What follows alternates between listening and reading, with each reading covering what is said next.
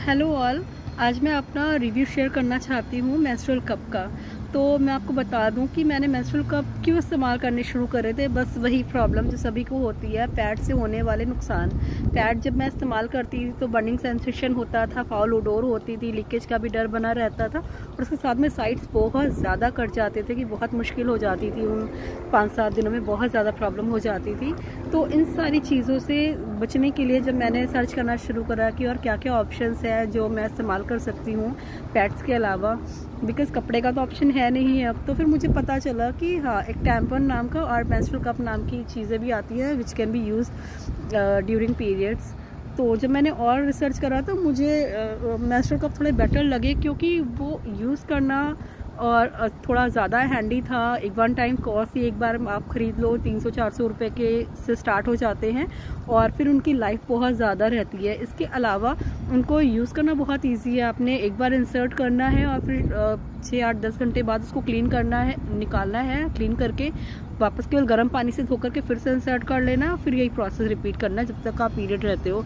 तो बिल्कुल पता ही नहीं चलता है कि आप पीरियड्स में हो कोई, बिकॉज अंदर ही ब्लड लॉक हो गया तो फाउल ओडोर का तो कोई सवाल ही नहीं है और कोई ना कटना छिलना ना कोई बर्निंग सेंसेशन, ये सारे प्रॉब्लम सॉल्व हो गए थे और मुझे पता ही नहीं लगता था कि मैं पीरियड्स में भी हूँ। मुझे बहुत ही ज़्यादा अमेजिंग प्रोडक्ट लगा, ये इतना अमेजिंग लगा कि मुझे लगा इतना बाद में क्यों आया, पहले मिलना चाहिए था। जब मैं रेगुलर इसको यूज़ करने लगी 6-8 महीने हो गए तो ना मैंने नोटिस करा कि ना मुझे बहुत ज़्यादा हो रहा है। क्या हो रहा है? यूटीआई हो रहा है, इन्फेक्शन बहुत जल्दी हो रहा है, फ्रिक्वेंटली हो रहा है, जो कि पहले मुझे नहीं होते थे। तो मुझे समझ नहीं आया कि ऐसे मैंने क्या अलग कर दिया जो मैं पहले नहीं करती थी। देन मैंने नोटिस करा कि और पढ़ा भी इसके बारे में और जाना भी इसके बारे में कि जब आप मेंस्ट्रुअल कप को इंसर्ट करते हो, अंदर सिलिकॉन का एक कप होता है जिसको आप अंदर इंसर्ट कर देते हो तो क्या करता है, ब्लड को वहीं लॉक कर देता है, मतलब उसमें इकट्ठा करता है सारा ब्लड। तो वो कप में कहीं पर भी कुछ ऐसा सिस्टम नहीं बनाया जाता है कि ऑक्सीजन के फ्लो को मेंटेन करके रखे।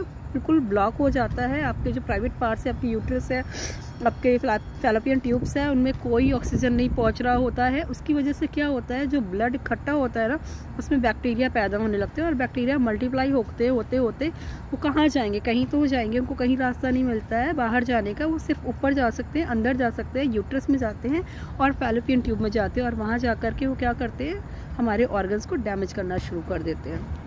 तो जब मुझे पता चला तो आई वॉज अगेन वरीड, मेरी सिचुएशन फिर वापस वही हो गई थी। बिकॉज अभी मुझे ये समझ नहीं आ रहा था कि ये भी मैं इस्तेमाल नहीं कर सकती, ये तो और नुकसान कर रहे हैं मुझे। पैड में भी ये सेम प्रॉब्लम होती थी क्योंकि पैड में भी नीचे लास्ट वाली लेयर प्लास्टिक की होती है, ऊपर तो उन्होंने कॉटन दिखा दिया है, समझदारी दिखा दी, ऊपर की लेयर कॉटन की कर दी, बस लास्ट में उसमें अभी भी प्लास्टिक ही होती है। तो ऑक्सीजन का फ्लो नहीं होता है तो बैक्टीरिया पैदा होते हैं। बट पैड हम लोग फिर भी 6-8 घंटे में चेंज करते थे, तो और बल्कि और जल्दी चेंज करते थे, तो इतनी ज़्यादा प्रॉब्लम नहीं होती थी।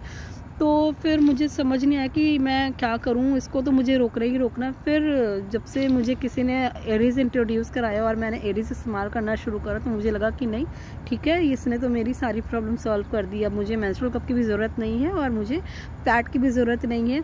आप में से बहुत सारे लोग होंगे जिनके भी फैमिली में लोग मेंस्ट्रुअल कप इस्तेमाल कर रहे हैं या करने की सोच रहे हैं, तो आप प्लीज़ उनसे ये वीडियो शेयर करिएगा और इसके भी थोड़े जो लॉन्ग टर्म में होने वाले नुकसान है ना, उनसे उनको अवेयर कराइएगा। तो एक अवेयरनेस वीडियो है, please be aware and spread awareness. Thank you so much, bye bye.